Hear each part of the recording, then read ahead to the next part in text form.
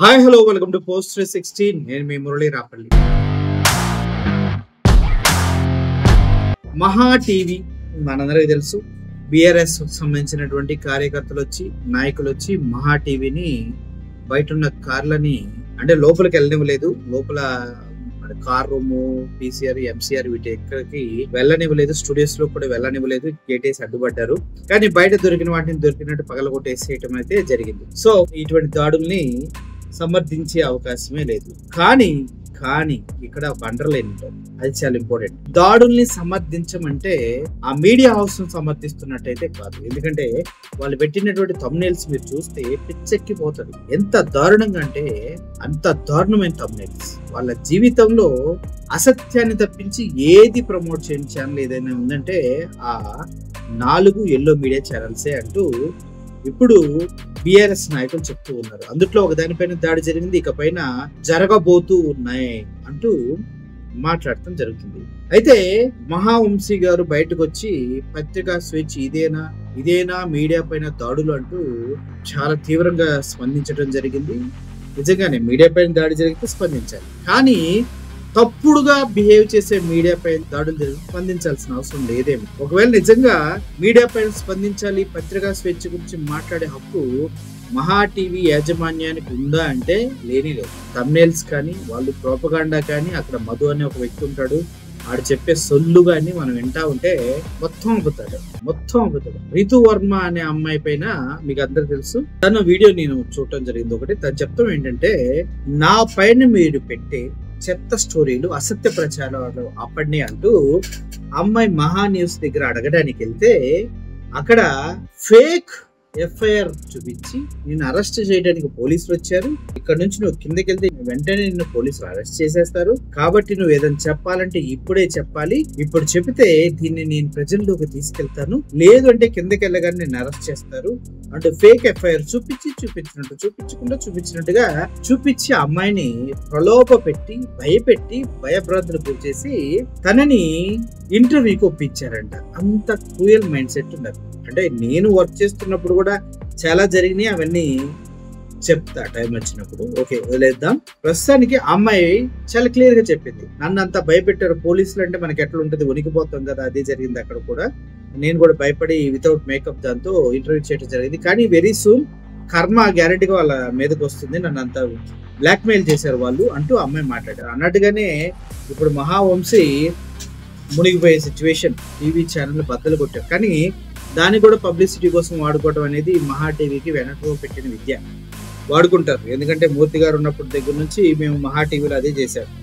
ఏ situation create చేయాలి, సొంతగా ఏం క్రియేట్ చేయాలి, ఎక్కడ బద్దలు కొట్టాలి, ఎవరిపైన వేయాలి, ఎవరిని చూపించాలి. నైట్ కొట్టారంటే ఎవరికి తెలియదు కాబట్టి నైట్ బద్దలు కొట్టారని, టూర్లకు వెళ్ళినప్పుడు మా కార్లు మేమే బద్దలు కొట్టుకొని వేరే వాళ్ళపైన వేసేసి దాడి జరిగింది అది అని నానా హంగామా చేసేవాళ్ళు. ఇవన్నీ కామన్. ముఖ్యంగా మహా న్యూస్ లాంటి ఛానల్ కి అమ్మాయిల బట్టలు ఇప్పేసి వీడియోలు తీయటం కూడా కామన్. ఎవరికో చెప్తున్నా మీకు తెలుసు కదా. ఓకే, సో ఇటువంటి మీడియా శ్రీరెడ్డి బట్టలు విప్పేసిన వీడియో ఫస్ట్ మహా న్యూస్ లోనే వచ్చింది. ఎలా వచ్చింది? మా ఛానల్ దగ్గర నుంచి నడుచుకుంటూ వెళ్ళి ఆ అమ్మాయి వెనక ఒక అవుట్పుట్ ఇన్ఛార్జ్ ఆయన వెళ్ళి మూర్తి డైరెక్షన్ లోనే వీళ్ళంతా జరిగింది. ప్రత్యేక షాక్ చెందింది. సరే వదిలేసేయండి, తవ్వుకుంటే నాకు కూడా బాధేస్తా ఉంటది. కానీ సరే అయిపోయింది. ఇవన్నీ జరుగుతున్నటువంటి మహా న్యూస్ ని ఈ రోజు బిఆర్ఎస్ నాయకులు దాడి చేశారు. అయితే బిఆర్ఎస్ ఎమ్మెల్యే జగదీష్ రెడ్డి అంటుంది, మేము చేసిన దాడి కాదు నిరసన. దాడి చేశాడు వంశీ పీక్కుంటున్నాడు కదా. మేము చేసిన దాడి కాదు.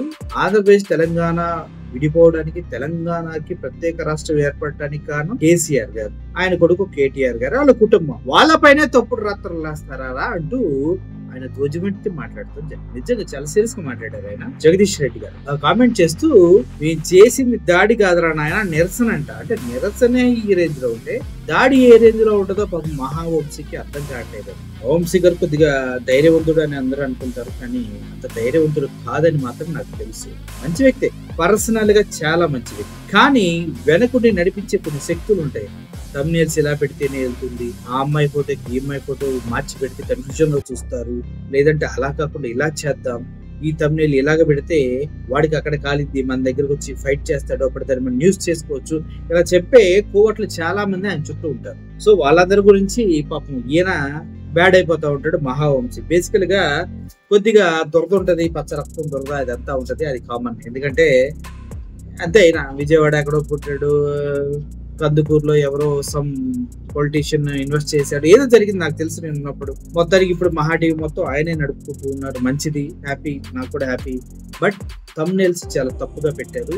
ఆల్రెడీ సిట్ అధికారులు విచారణలో ఉన్న కేసుని వీళ్ళు ట్రయల్స్ నడిపించేసి దోషుల్ని అండ్ బాధింపబడిన వాళ్ళని ఇద్దరిని హైలైట్ చేసుకుంటూ వెళ్ళారు. వీరికి ఎవరు చెప్పాడు? అది తప్పు కదా. సో ఈ క్రమంలోనే జగదీష్ గారు, నేను చేసింది జస్ట్ ఇదే బాసు, ఇంకా 3 ఛానళ్ళు ఉన్నాయి, ఇష్టం వచ్చినట్టు చేస్తానే, వాటికి కూడా మేమేంటో చూపిస్తాం. ఎక్కడెక్కడో తిరిగి వచ్చి మా కష్టాలు మేము పడుతుంటే మీ ఇష్టం వచ్చినట్టు మీరు పీక్కుంటారా? ఏం పీక్తారో చూస్తాం. జైళ్ళకి, కేసులకి, పోలీసులకి భయపడం మేము, అంత సీన్ లేదంటూ గట్టిగానే కౌంటర్ ఇస్తూ ఒక డైలాగ్ వేశాడు. అక్కడ జగన్మోహన్ రెడ్డి గారి డైలాగ్ ఉంటుంది ఆంధ్రాలో, సప్త సముద్రాలు చాటు దాక్కున్నా తీసుకొస్తా, అవతల దాక్కున్నా తీసుకొస్తా, యూనిఫామ్ తీసేసినా తీసుకొస్తా, రిటైర్డ్ అయినా తీసుకొస్తా, ట్రాన్స్ఫర్ అయినా కూడా ఇక్కడికి తీసుకొస్తా, డిప్యుటేషన్ మీద తెలంగాణ నుంచి ఆంధ్ర వచ్చిన పోలీసులు కూడా చెప్తున్నా, మళ్ళీ డిప్యుటేషన్ మీద ఇక్కడికే పిలిపిస్తా, పారిపోదాం అనుకుంటున్నాము అంటూ ఎలా వార్నింగ్ ఇచ్చాడు, సేమ్ జగదీష్ రెడ్డి కూడా అలాగే వార్నింగ్ ఇచ్చాడు. Solid warning. ఎలా అయితే బిన్ లాడెన్ని, ఒసామా బిన్ లాడెన్ని వెంటాడి తీసుకొచ్చి చంపి నరికి పడేశారో అలా వెంటాడతాం, ఏదో అనుకుంటున్నారు అనేసి ఆయన కూడా వార్నింగ్ ఇవ్వటం జరిగింది. నిజం చెప్పాలంటే చాలా సీరియస్ వార్నింగ్. నిన్న ఏదో మహా న్యూస్ మీద ఏదో దాడి చేసిందని చెప్పి పాపం చాలా కన్నీరు గారుస్తున్నారు చంద్రబాబు నాయుడు గారు, వారి మంత్రివర్గ సహచరులు, ఇక్కడ వారి శిష్యులు, వారి శిష్యవర్గం మంత్రివర్గ సహచరులు. కానీ మేము ఒకటి చాలా స్పష్టంగా చెప్పదలుచుకున్నాం, ఇక్కడ కొన్ని మీడియా హౌజులు కావు, మీడియా పేరు అడ్డం పెట్టుకొని స్లాటర్ హౌజులు నడుపుతున్నారు. స్లాటర్ హౌజులు నడుపుతున్నారు, ఇవి మీడియా హౌజులు కావు, స్లాటర్ హౌజులు. కొన్ని 2-3 స్లాటర్ హౌజులు ఉన్నాయి. కేసీఆర్ని ఎట్లా చంపాలి, కేటీఆర్ని ఎట్లా చంపాలి వ్యక్తిత్వాన్ని అని చెప్పి అదే పనిగా దాడులు చేస్తున్నారు. నిజమే, మీ చేతుల్లో ఆయుధాలతో మీరు దాడి చేద్దామని అనుకుంటే లక్షలాది మంది కేసీఆర్ అభిమానులు చూస్తూ కూర్చోరు. వాళ్ళ చేతుల్లో ఉన్న ఆయుధాలకు వాళ్ళు కూడా పని చెప్తారు. నిన్న జరిగింది దాడి కాదు, నిరసన మాత్రమే. నేను దాడి మొదలు పెడితే అట్లా ఉండదు. కానీ మొదలు పెట్టమని మాత్రం అనుకోకండిగా, మొదలు పెట్టమని అనుకోకండిగా. మా సహనానికి కూడా పరీక్ష అయిపోయింది. నోటికొచ్చిన పద్ధతుల్లో మీకు ఇష్టం వచ్చిన బూతులు మాట్లాడుతూ, మేము మీడియా అని చెప్పి మేము రాస్తామని మాట్లాడితే ఎవడుకుంటాడురా, ఎందుకుంటాడురా? ఇప్పటికైనా నేను చెప్తున్నా, మహా న్యూస్ యాజమాన్యం వెంటనే కేసీఆర్కు, కేటీఆర్కు క్షమాపణలు చెప్పాలి, చెంపలేసుకోవాలి. లేదంటే ఎవడిని వదిలిపెట్టాం. మీడియా ముసుగులో దాచుకుందాం అనుకుంటున్నారేమో, లేదా చంద్రబాబు రేవంత్ రెడ్డి కాపాడతారనుకుంటున్నారేమో. ఎక్కడ ఉన్నా, ఎక్కడ దాచుకున్నా బిన్ లాడెన్ వెతికినట్టు వెతికి పట్టుకొని మీ పని చేస్తాం. ఒక్కడిని కూడా వదిలిపెట్టాం. ఒక పథకం ప్రకారమే ఈ దుర్మార్గానికి పూనుకుంటున్నారు. గత సంవత్సరాల కాలంగా ఓపిక పడతా ఉన్నాం. ఈ వంక పెట్టి ఆ వంక పెట్టి ఓ స్లాటర్ హౌస్లను పెట్టుకొని ఇక్కడ డ్రామాలు ఆడుతున్నారు. ఎవరి గురించి మాట్లాడుతున్నారు? తన ప్రాణాన్ని అడ్డం పెట్టి తెలంగాణ సాధించిన కేసీఆర్ గురించి మాట్లాడతారా మీరు? ఏమనుకుంటున్నారు? మీ బల్పులేంది, మీ అహంకారాలేంది? కేవలం ఇది తెలంగాణని ఆంధ్ర నుంచి విడదీసిండు అన్న కక్షతోని సంవత్సరాల కాలంగా మీ చెంచగాన్లో చిరికట్ ప్రభుత్వంలో ఒకరిద్దరు నీచులు ప్రభుత్వాన్ని ఏళ్తున్నారు. మా బాబు చెంచాలు, మా చెంచాలు అనుకుని విర్రవీగుతున్నారు. ఆ స్లాటర్ హౌస్ని వదిలిపెట్టాం ఎట్టి పరిస్థితుల్లో. నేను మళ్ళీ చెప్తున్నా, నిన్న జరిగింది దాడి కాదు, నిరసన మాత్రమే. దాడి మాది ఇంకో తీరుగా ఉంటుంది. నిజమే, కేసీఆర్కు క్షమాగుణం ఎక్కువ. 25 ఏళ్ళుగా కేసీఆర్ నీడలో ఉన్నవాడిగా, కేసీఆర్ ఆలోచనలను క్షణక్షణం అనుక్షణం అమలు చేసిన వాడిగా నేను చెప్తున్నా, కేసీఆర్ క్షమించినా మేము వదిలిపెట్టాం. తెలంగాణ వాదులుగా మేము వదిలిపెట్టాం ఎవరిని కూడా. నేను అన్ని ఆలోచన చేసి చెప్తా ఉన్నా. సంవత్సరంన్నరగా ఓపిక పట్టినాం. ఏ పోలీసులు ఎవడు ఆపలేడు మిమ్మల్ని. తెలంగాణ పోలీసులు మాపై దాడి జరిగితే ప్రేక్షపాతం వహిస్తారు, ప్రేక్షకులాగా చూస్తున్నారు. మేము పిటిషన్లు ఇస్తే వాళ్ళ దగ్గర అక్రమ పిటిషన్లు తీసుకుని మాపై కేసులు పెడుతున్నారు. దీనికి ఏదో భయపడతాం అనుకుంటున్నారు. దానికి భయపడడానికి లేం. చాలామందిని చూసి వచ్చినాం. ఇక ప్రజా కోర్టుల్లోనే శిక్షలు ఇస్తాం. అది కూడా నేను సాకు చెప్పదలుచుకున్నా. ఇక నుంచి ప్రజా కోర్టులే ఉంటాయి తప్పకుండా. పోలీసులు వాస్తవానికి న్యాయస్థానాల వైపు తీసుకుపోకపోతే నేరస్తుల్ని మాకు బాగా తెలుసు. తెలంగాణ ప్రజలకి ఎవరికి ఎప్పుడు ఎట్లా శిక్ష చేయాలనో మాకు బాగా తెలుసు. మీ ఇష్టం వచ్చినట్టు మా చేతిలో ఒక ఆయుధం ఉంది, మేము వాడతాం. ఎవడికి లేవు ఆయుధాలు. చాలామంది చేతుల్లో చాలా ఆయుధాలు ఉన్నాయి, వాడతారు, తప్పకుండా వాడతారు సందర్భం వచ్చినప్పుడు. నేను మళ్ళీ డిమాండ్ చేస్తున్నా మహాన్యూస్ యాజమాన్యం, మీరు చేసిన దుర్మార్గం అంతా ఇంత కాదు. కేసీఆర్ పైన, కేటీఆర్ పైన మీరు చేసిన దాడి ఒక హేయమైన దాడిని చేశారు. ఇంకా బుద్ధి తెచ్చుకోకుండా ఏదో అవాకులు చెవాకులు పేలుతున్నారు. పెట్టుకుంటారా మాతో మీరు? రాజకీయ పార్టీలుగా మేము చూసుకుంటాం. కాంగ్రెస్ ఏమంటుంది, బీజేపీ ఏమంటుంది, ఇంకో పార్టీ ఏమంటుంది, మేమేమంటున్నాం, మేము చూసుకుంటాం. మీ బలుపు ఏంది, మీ అహంకారం ఏంది? మీ ఇష్టం వచ్చిన మేమ్స్ పెట్టడానికి ఏమనుకుంటున్నారు? ఎక్కడ ఉంటున్నారు? ఎక్కడ బతుకుతున్నారు? ఎవరి తిండి తింటున్నారు? మీకు మీ మనవాళ్ళేమనుకుంటే యువతలో ఉన్నది మనుషులే కదా. లక్షలాది కోట్లాది మంది ప్రజల హృదయాల్లో స్థానం సంపాదించుకున్న నాయకుడి గురించి కదా మీరు మాట్లాడుతుంది. మాకు రావా? మాకు తెలియదా? మా త్యాగాలు చేసిన చరిత్ర మాకు లేదా? మళ్ళీ కొంతమంది త్యాగాలు చేస్తాం, ఏమవుతుంది? ఉంటారా? ఏ బలుపుతోని, ఏ అహంకారంతో, ఎవరిని చూసుకొని ఈ ప్రేలాపన? ఒక్కొక్క అక్షరం రాసే ముందు ఎంత జాగ్రత్తగా ఉండాలి, ఒక పదం మాట్లాడే ముందు ఎంత జాగ్రత్తగా ఉండాలి. ఇప్పుడు నేను మాట్లాడిన ప్రతి అక్షరం పూర్తి కాన్షియస్తోనే మాట్లాడుతున్నా. సంవత్సరాలు ఓపిక బట్టి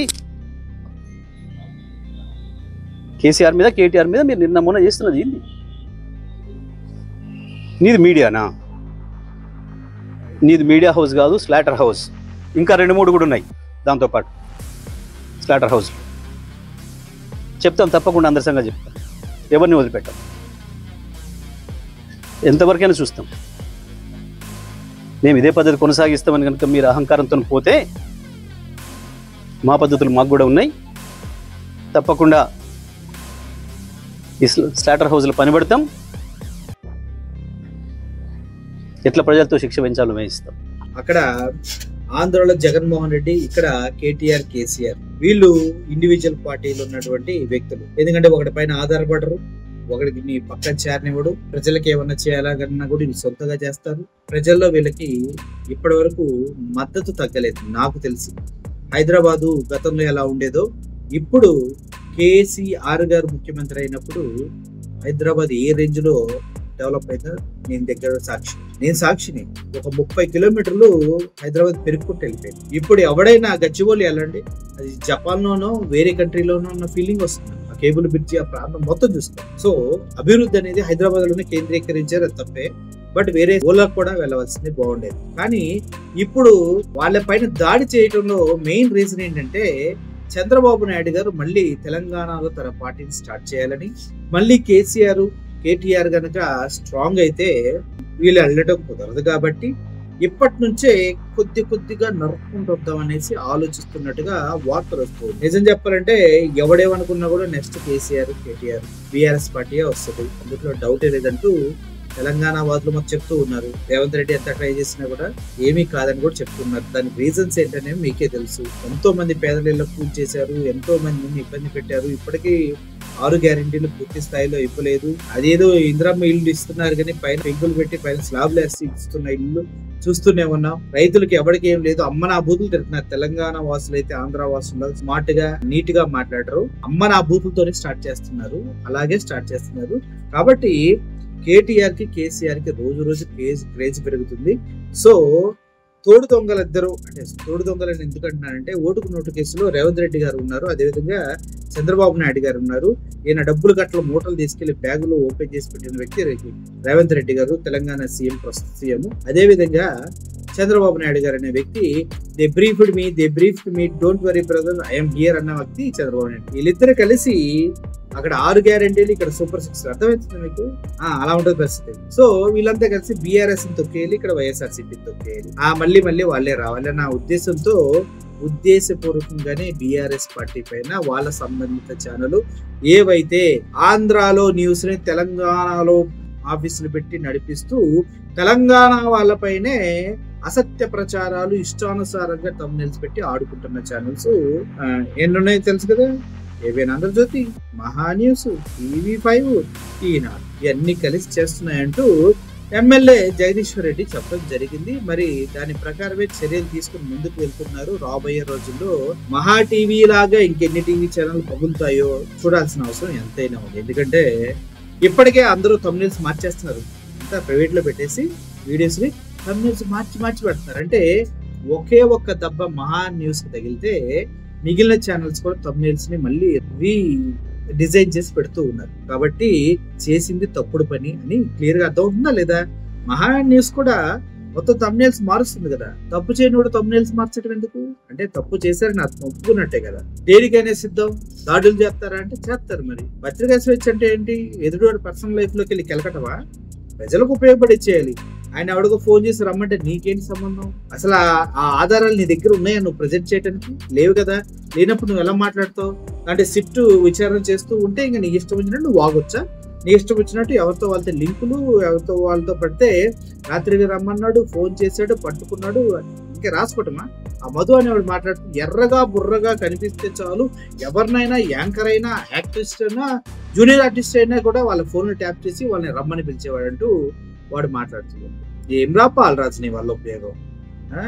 మహావంశీ మాట్లాడుతూ ఆయన ఏం చెప్పాడంటే కర్మ ఈజ్ ఏ బూమరాంగ్ అన్నట్టుగా ఈ జనరేషన్ లో ఏదైనా త్వరగా వచ్చేస్తుందో 24 hours లోనో, 24 days లోనో, 24 months లోనో వాళ్ళ దగ్గరికి వాళ్ళు చేసిన కర్మకి తిరిగి వస్తుంది అని చెప్పాడు. పాపం ఈయనకి కొద్దిగా సంవత్సరంన్నర పట్టింది బీఆర్ఎస్ నుంచి కర్మలా తిరిగి రావడం కోసం. ఛానల్ ఉంది కదా, యూట్యూబ్ ఉంది కదా అని ఇష్టానుసారంగా వాగిన, అసత్య ప్రచారాలు చేసిన ఇలాగే పగిలిపోతాయి అంటాను. ఎటువంటి సందేహం లేదు.